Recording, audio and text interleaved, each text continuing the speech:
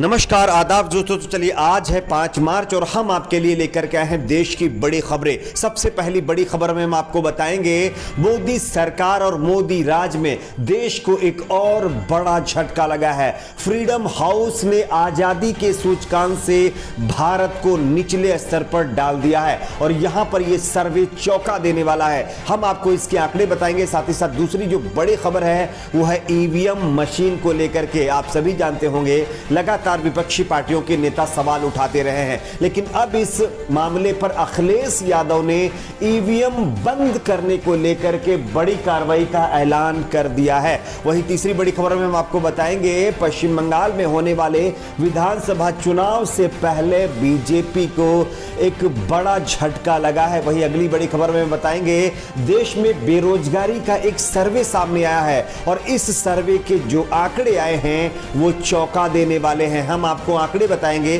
कि हमारे देश भारत के अभी बेरोजगारी के आंकड़े क्या है, सरकारें जो दावा करती हैं उसके हिसाब से क्या आंकड़े कहते हैं। वहीं अगली बड़ी खबर में हम आपको बताएंगे कृषि कानूनों को लेकर के और इसके खिलाफ चल रहे विरोध प्रदर्शन के बीच राकेश टिकैत ने केंद्र सरकार को एक बार फिर से बड़ी चेतावनी दे डाली है। वहीं अगली बड़ी खबर में हम आपको बताएंगे तमिलनाडु में होने वाले असेंबली इलेक्शन यानी विधानसभा चुनाव से पहले बीजेपी की तरफ से राहुल गांधी के ऊपर बड़ी कार्रवाई करने का एक मांग की गई है। बात करते हैं अगली बड़ी खबर की। पंजाब से आ रही है। कर्नाटक के बीजेपी नेता की सीडी लीक होने के बाद अब बीजेपी के एक पंजाब के नेता की सीडी लीक हो गई और इसमें जो चीजें सामने आई है वो चौंकाने वाली है। वहीं अगली बड़ी खबर में हम आपको बताएंगे बीजेपी के खिलाफ बोलने पर बॉलीवुड एक्ट्रेस और एक्टर के घर पे जिस तरह से इनकम टैक्स के छापे पड़ रहे हैं, इस पर शिवसेना ने केंद्र की मोदी सरकार के खिलाफ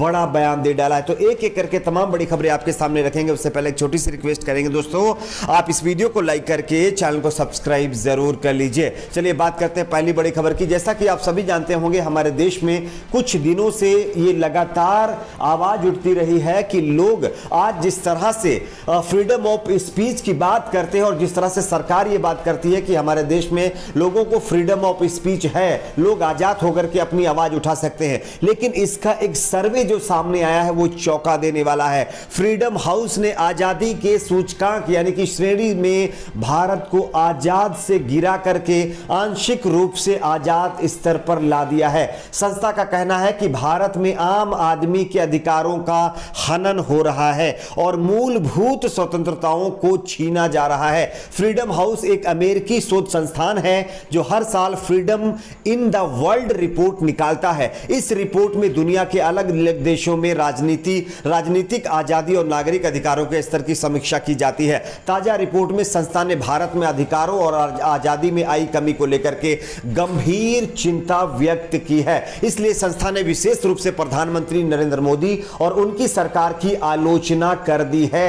यह अमेरिका की रिपोर्ट सामने आ रही है। तो ये एक बड़ा झटका भारत को लगा है यानी फ्रीडम ऑफ स्पीच और आम आदमी की आजादी को लेकर के। लेकिन सरकार दावे करती है कि आम आदमी को आजादी है बोलने की, लेकिन जिस तरह से लोगों के ऊपर पाबंदियां लगाई जा रही हैं, अगर कोई सरकार के खिलाफ बोलता है तो उसके ऊपर कार्रवाई की जा रही है। उस पर ये एक बड़ी एक तरह से ये सबूत है कि किस तरह से लोगों के आवाज और लोगों की फ्रीडम ऑफ स्पीच को खत्म किया जा रहा है। बात करते हैं अगली बड़ी खबर की। ईवीएम यानी वोटिंग मशीन, जिस तरह से विपक्षी पार्टियां लगातार इसके ऊपर सवाल खड़े करते चले आए हैं, लेकिन इस बीच समाजवादी पार्टी के मुखिया अखिलेश यादव ने ईवीएम को लेकर के एक बड़ा ऐलान कर दिया है। यानी समाजवादी पार्टी के मुखिया और उत्तर प्रदेश के पूर्व मुख्यमंत्री अखिलेश यादव ने कहा है कि अगर वो सत्ता में आते हैं और समाजवादी पार्टी की सरकार सत्ता में आएगी तो सबसे पहले वो ईवीएम यानी इलेक्शन वोटिंग मशीन को हटाएगी। ईवीएम पर किसी को भरोसा नहीं है। अखिलेश यादव ने अमेरिका में हुए चुनाव का जिक्र करते हुए कहा कि वहां बैलेट पेपर से चुनाव हुआ था। चुनाव के बाद मतगणना कई दिनों तक चली। यदि भारत में भी बैलेट पेपर से वोटिंग होगी तो हम लोगों का भरोसा जीतने में कामयाब होंगे। अखिलेश यादव ने कहा कि समाजवादी पार्टी से जुड़े सभी लोग अपना वोट डालेंगे तो बीजेपी चुनाव हार जाएगी, लेकिन जिस तरह से ईवीएम में घोटाले किए जा रहे हैं उसमें चुनाव के जो नतीजे हैं वो तब्दील यानी बदल दिए जाते हैं और इस बार बात को लेकर के अखिलेश यादव ने चिंता जताई और उन्होंने साफ कहा है कि अगर हमारी सरकार सत्ता में आई तो हम ईवीएम यानी वोटिंग मशीन को खत्म कर देंगे। बात करते हैं अगली बड़ी खबर की। सौरव गांगुली की राजनीति में आने की चर्चाएं लगातार बढ़ रही थी,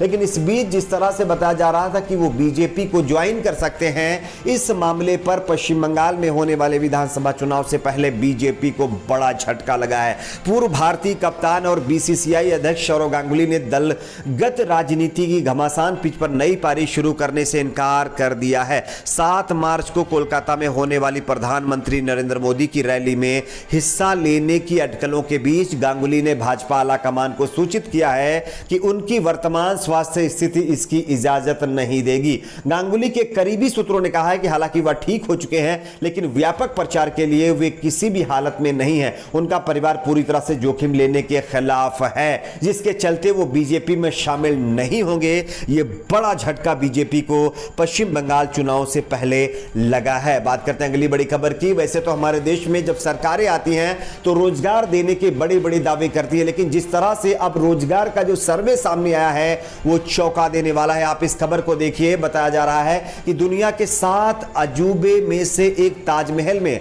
बताया जा रहा है कि जिस तरह की खबर सामने आई है उसने पूरे देश को चौंका दिया है। लेकिन इसी देश के जहां पर अजूबा है वहां पर अगर युवाओं के रोजगार की बात करें तो यहां पर रोजगारों का एक सर्वे सामने आया है और इस सर्वे में चौंकाने वाले नतीजे सामने आए हैं।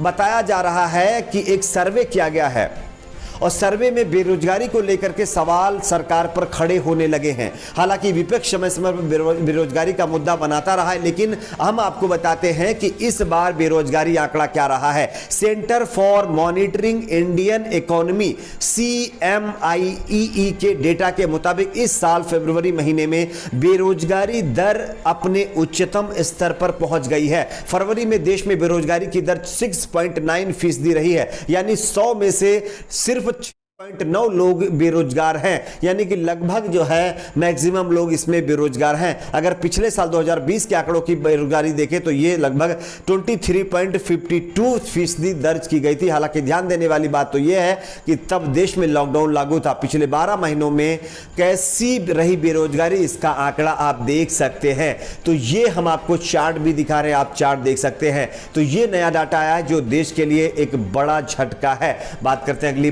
बड़ी खबर की। राकेश टिकैत जो कि कृषि कानूनों को लेकर के लगातार किसानों की आवाज बनते हुए सामने आए हैं, लेकिन अब उन्होंने केंद्र सरकार को बड़ी धमकी दे दी है। उन्होंने कहा है कि अगर सरकार ये कोशिश करती है कि बॉर्डर खाली करें तो सरकार का दुस्साहस ना करे और हम ये सरकार का जो एक ऐलान है इसको बर्दाश्त नहीं करेंगे और हम अगर सरकार ऐसा करने की हिमायत भी करती है, अगर इसकी ऐसी गलती भी करती है तो हम सरकार को उसकी ही भाषा में जवाब देंगे। बात करते हैं अगली बड़ी खबर की। तमिलनाडु के अंदर जिस तरह से राहुल गांधी अपने चुनावी प्रचार कैंपेन में व्यस्त हैं, उनको लेकर के बीजेपी ने उनके ऊपर कार्रवाई करने की मांग कर दी है। जिस तरह से अलग अलग जगहों पर राहुल गांधी प्रचार कर रहे हैं, बीजेपी ने चुनाव आयोग से उनकी यानी कि एक तरह से बैन लगाने की मांग कर दी है। उन्होंने कहा है कि राहुल गांधी के इस तरह के प्रचार कैंपेन पर लगाम लगाई जाए और बताया जा रहा है कि इस पर चुनाव आयोग कोई बड़ा फैसला ले सकता है। बात करते हैं अगली बड़ी खबर की। पंजाब से आ रही है।